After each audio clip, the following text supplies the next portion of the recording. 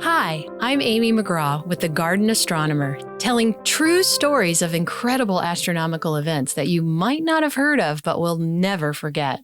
And today, we're taking a dive into the story of the great 1913 Meteor Procession. Thanks for listening in. February 9th, 1913, a Sunday night around 9 p.m. The temperature has been falling since noon across the frozen spine of North America, and by now, it's bitterly cold. In Parry Sound, Ontario, Canada, Walter Haight is on his way home from a snowshoe trek, bent down in the dark, wrestling a stiff leather toe strap back into place. He never finishes. His companion's voice cuts through the stillness first, sharp, urgent, the kind of sound that makes you straighten up before you've even decided to. Look! Walter raises his head. Something has entered the sky that does not belong there. A golden red orb, massive and unhurried, is cutting a low, deliberate path through the dark. Not falling, not streaking, but traveling, moving with a kind of patience, if you will. And then, just behind it, another. Look! There and there. They come in a steady procession, spaced and silent. Light after light emerging from the blackness as if something vast is slowly, methodically announcing itself. Walter stands in the snow and stares. The image that comes to him, the only image that makes any sense of what he's seeing, is of a squadron of torpedoes following a battleship through the sea. He's not wrong to reach for that comparison, but in this case, the sea is the sky, and the battleship has no captain. 100 miles south, another man, James Bolton, pulls a pocket watch from his coat. The metal is biting and bitterly cold against his bare thumb. The hands read exactly 9:05 p.m. A steady, unblinking light kindles in the northwestern sky, moving directly toward him. In the winter of 1913, aviation is still a dangerous, miraculous novelty, the stuff of daredevils and of country fairs. Bolton stares hard at the glow, initially assuming it's simply an airplane. Some early fragile contraption of canvas, wood, and wire, bolted together in a backyard barn, with lamps lashed to its frame. But this moving light doesn't waver. It doesn't bounce on the wind currents. It doesn't behave like a machine built by human hands. Before his eyes, the glow begins shedding brilliant, spectacular sparks, dragging a magnificent, luminous tail across the heavens. Then more follow it, spaced, orderly, and majestic. He stands, frozen on the frozen earth, watching the silent parade until the lights finally vanish into the black horizon a few minutes later. And then, a massive, thunderous clap tears through the quiet night, a wave of sound that rattles the window panes of nearby houses and shakes the very ground beneath his boots. Later, struggling to capture the shock of the encounter in a letter, Bolton writes, "I have been fortunate enough to see nearly every big meteoric display for the past 50 years, but never saw anything as fine as this." Nearly 300 miles away in the small town of Thamesville, the sky is about to shatter the domestic quiet of another family. Miss Catherine Duncan stands outside with her brother, shivering in what she will later recall as a misty dark. "Look, an airship," her brother calls out suddenly, pointing a finger toward the constellation Cassiopeia. A solitary, brilliant star emerges, growing intensely luminous as it sweeps southeast. Catherine gasps, a sudden panic overtaking her as she looks toward a nearby home. "Mrs. M's chimney is on fire!" A thick wall of spruce trees rising 70 feet into the air completely blocks her view of the neighbor's roof. The smaller lights trailing the lead of the meteor are spitting and scattering wild sparks through the branches. For a terrifying moment, she is entirely convinced she's watching a human tragedy unfold, mistaking the cosmic fragments for destructive embers bursting from a chimney beyond the trees. Realizing their error, she and her brother lunge through the snow, scrambling across the street to keep the sweeping procession in view. They watch, side by side, remarking to each other that the meteors look like a dozen fish swimming at intervals, one after the other in a dark pond.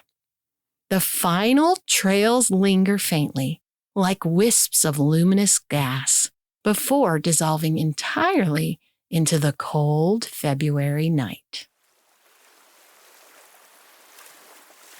Thousands of miles to the south, the cosmic spectacle unfolds over entirely different, disconnected lives.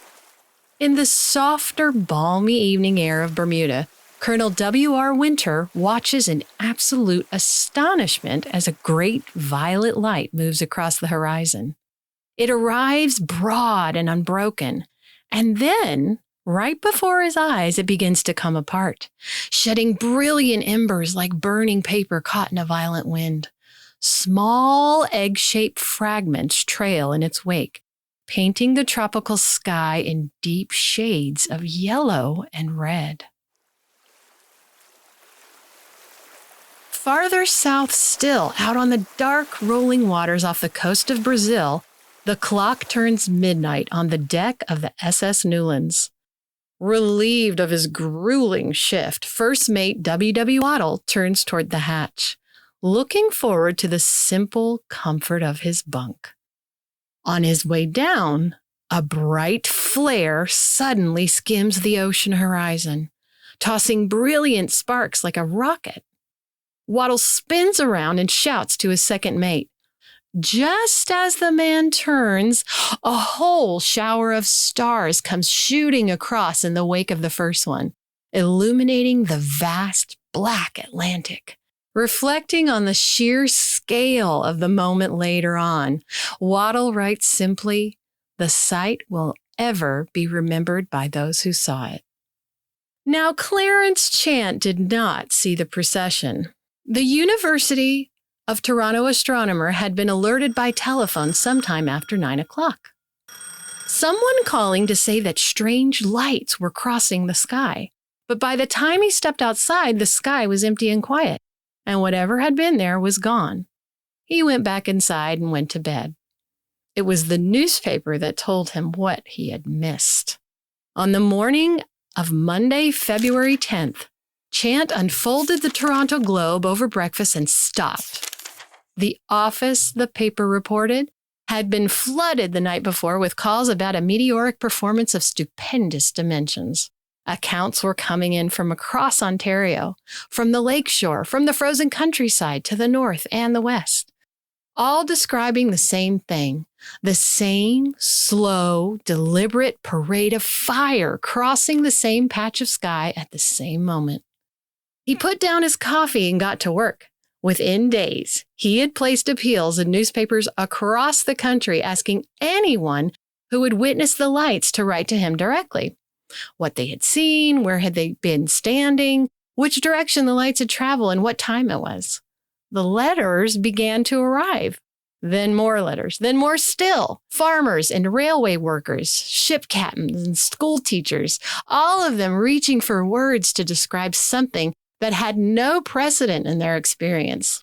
Among them was a letter from Gustav Hahn, a German-Canadian painter and muralist who had spent his career decorating the public buildings of Toronto, and who was also quietly an amateur astronomer.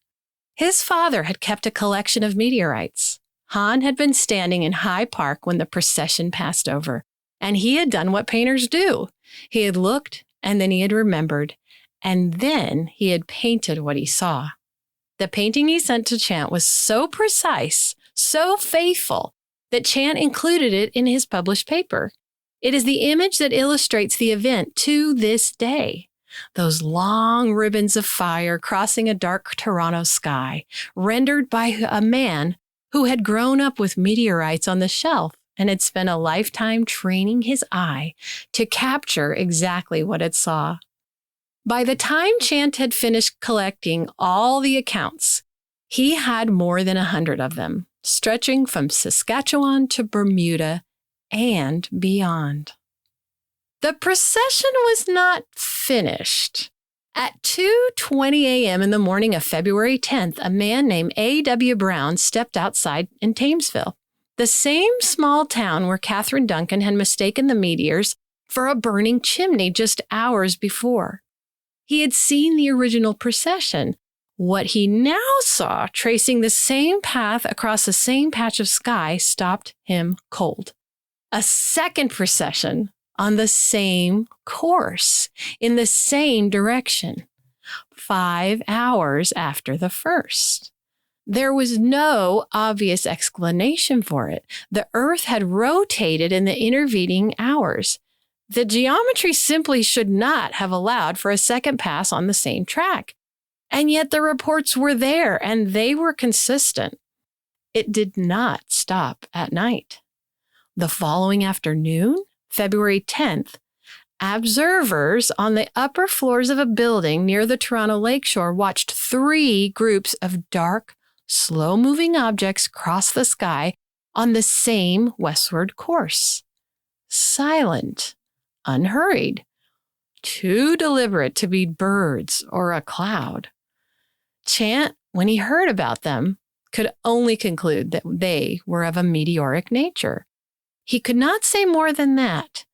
The sky had unraveled on Sunday night, and by Monday afternoon, it was still quietly coming apart. In Hespeler, Canada, a man named William Foster stood under the lights and heard nothing but an eerie total silence as the armada of meteors sailed past for nearly 4 minutes. But a mile away, a neighbor who was inside his home saw absolutely nothing. Instead, he suffered a sudden jolt of panic as a heavy rumble shook his windows, sounding exactly like heavy wooden wagon wheels crashing down through a rough cobblestone road. What the world had witnessed wasn't a standard frantic dash of ordinary shooting stars. It was something far more intimate and far rarer. For 4 billion years, the stone had known nothing but the absolute zero of the void. It had no name, no purpose. It was just a 4-meter scrap of cosmic leftover, floating in the blackness of deep space, completely untouched and unnoticed. But a few weeks prior to that February night, it drifted a fraction too close. Earth's gravity caught it by the heel. It didn't slam into us. It was pulled into a quiet, dying embrace, temporary and spectral, a mini-moon. In 2018, researchers proposed the most detailed model yet of what had happened. Snared by our gravity and orbiting close, the invisible pull of Earth began to tear the visitor apart. It fractured. Clusters of rock peeled away, spreading along a vast orbital arc.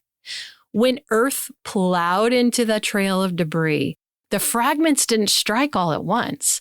They arrived one by one, like beads on a string, creeping across the heavens at a shallow angle. Some skipped off our atmosphere like rocks thrown across water, hurtling back out into the void. Others burned up entirely, sacrificing themselves to give thousands of ordinary, unsuspecting people on the ground a moment of pure, unforgettable wonder. Chant himself, writing about the meteors later, noted with quiet, dry wit that they had moved so leisurely across the sky, so unlike the frantic streak of a typical shooting star, that they had given the fortunate observer, as he put it, ample time to make several wishes if he were so inclined. As he had not seen them, he never got to make his wish. History tells us that events like this are extraordinarily rare, perhaps once in a century, perhaps even longer. They catch us completely unawares while we are tightening a bootstrap, checking a silver watch, worrying about a neighbor's chimney, or heading down to a ship's bunk after a hard day's work. The stories of 1913 teach us one of the oldest lessons the universe keeps offering. The things we lose do not simply vanish, they change form, they scatter. Perhaps another procession is quietly forming in the dark right now, an ancient line of stone waiting to graze our atmosphere. And when it next arrives, it will come with no roar and no warning. All we'll have to do is stop what we're doing, stand together in the dark, and look up. Thanks for listening to this episode. If you want to spend more nights under the stars uncovering the forgotten human stories behind the data of the cosmos, please take a moment to hit that subscribe button wherever you get your podcasts. I'm your host, Amy McGraw with the Garden Astronomer. Until next time, keep your feet on the grass, your mind in the stars, and don't forget to look up.